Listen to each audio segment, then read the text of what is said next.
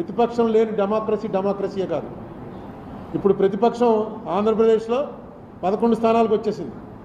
స్థానాలు 11 వచ్చినా 2019 ఎలక్షన్లో చంద్రబాబు నాయుడు గారికి ఎన్ని ఓట్లు వచ్చాయో అంతకన్నా 1-2 ఓట్లు ఎక్కువ వచ్చాయి జగన్కి. ఇప్పుడు స్థానాలు 11 వచ్చినా ప్రతిపక్ష పాత్ర మీరు నిర్వర్తించడంలో విఫలమైతే మాత్రం ప్రజాస్వామ్యానికి అర్థమే లేదు. మనం 14లో చూసాం.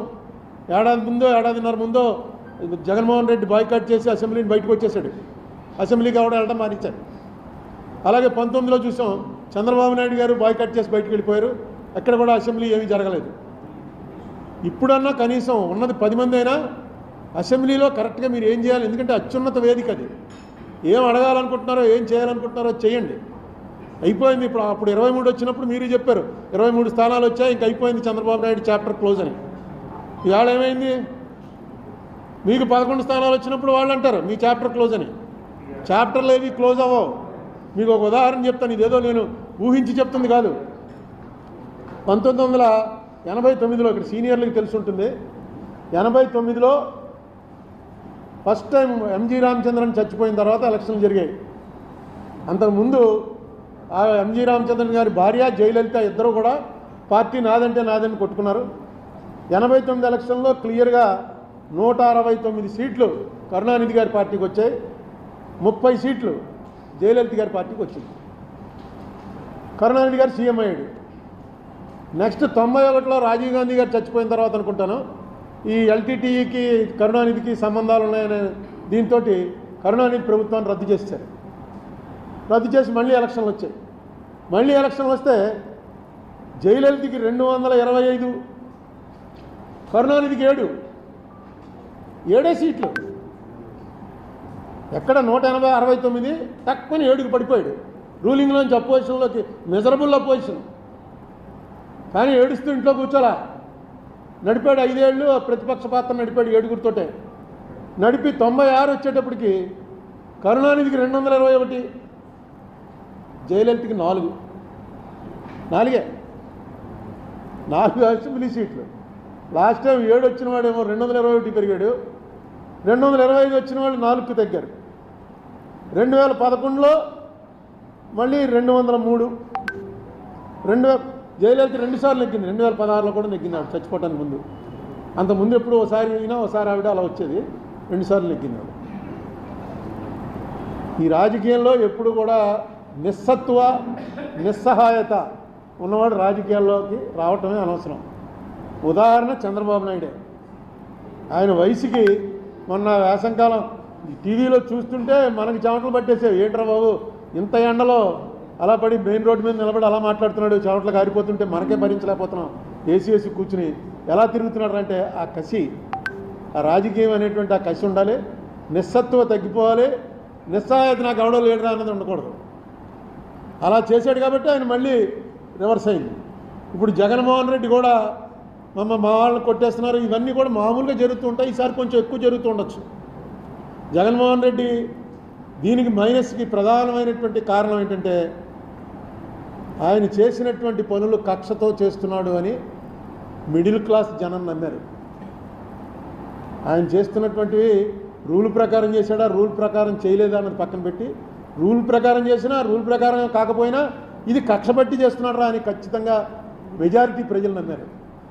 ఇంకా ఏ బడుగు బలహీన వర్గాల వాళ్ళ ఓట్లు నీకు వస్తాయనుకున్నావో ఆ బడుగు బలహీన వర్గాల వాళ్ళంతా కూడా రెక్కాడితే కానీ డొక్కాడని జనం.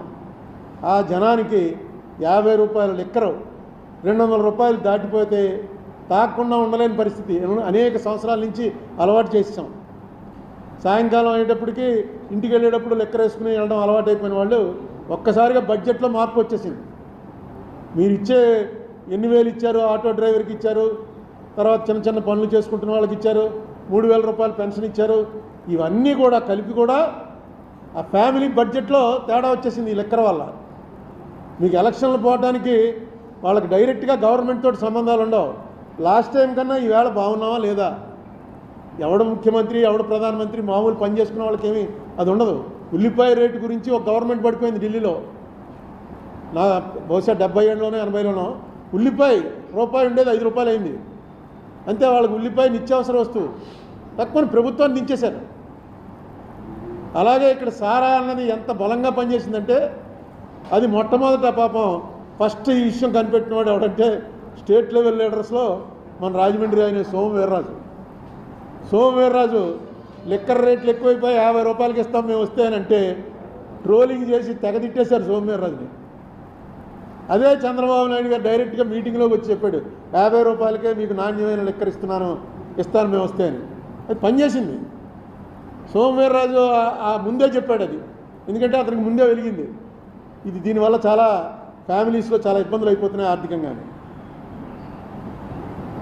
తర్వాత ఇంకా చంద్రబాబు నాయుడు గారు చేయవలసిన 1-2 పనులు ఏంటంటే డీలిమిటేషన్ వస్తుంది. డీలిమిటేషన్ వచ్చి సీట్ల సంఖ్య 700 దాటిపోతుంది. అందుకే పార్లమెంట్ కొత్త బిల్డింగ్ కూడా 700 దాటిన వాళ్ళు 800 మంది పట్టేలా కట్టారు. డీలిమిటేషన్లో మన పాత్ర కరెక్ట్గా, ఎందుకంటే సౌత్ మొత్తం మనకి ఇచ్చేటువంటి డబ్బు బాగా ఇప్పటికే చాలా తక్కువ ఇస్తున్నారు. అది నేను అనేకసార్లు మీకు లెక్కలన్నీ చెప్పాను. మనం ఆంధ్ర నుంచి 100 రూపాయలు వాళ్ళకి ఇస్తుంటే, కేంద్రానికి వెళ్తుంటే ఆంధ్ర నుంచి మనకి వెనక్కి వచ్చేది 63 రూపాయలు మాత్రమే వస్తుంది. అదే ఉత్తరప్రదేశ్కి 100 రూపాయలకి 120 రూపాయలు వెళ్తుంది, బీహార్కి 140 రూపాయలు వెళ్తుంది. కారణం ఏంటంటే జనాభా అన్నారు. ఈ జనాభా తగ్గించమని కేంద్ర ప్రభుత్వం వాళ్ళు పెట్టినవన్నీ కూడా మనం ఫాలో అయ్యాం.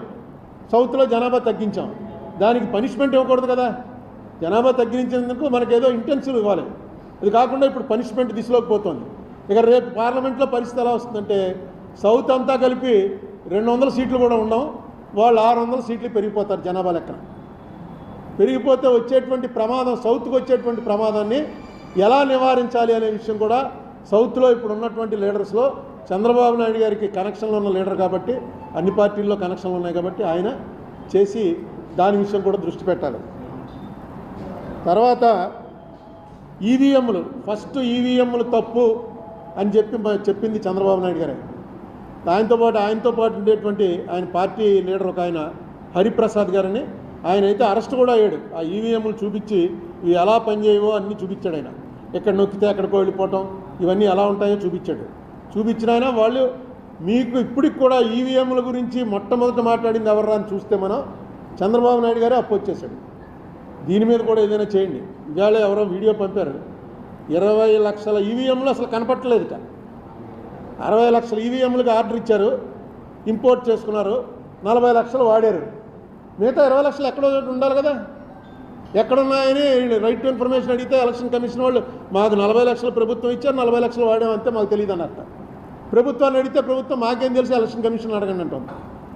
20 లక్షల ఈవీఎంలు దింపారు, అవి ఏమైపోయాయో తెలియట్లేదని ఈవేళ ఒక పెద్ద లీడర్, ఆయన కమ్యూనిస్ట్ లీడరు, ఆయన పెట్టాడు 20 లక్షలు ఏమైపోయాయని. ఇలాంటి వాటిని అన్నిటి నుంచి కూడా ప్రజల్లో అసలు అనుమానమే రాకూడదు. మనం వేసిన ఓటు కరెక్ట్గా దానికి వెళ్తుందా, ఇది మారిపోతుందా అనేటువంటి అనుమానమే రాకూడదు.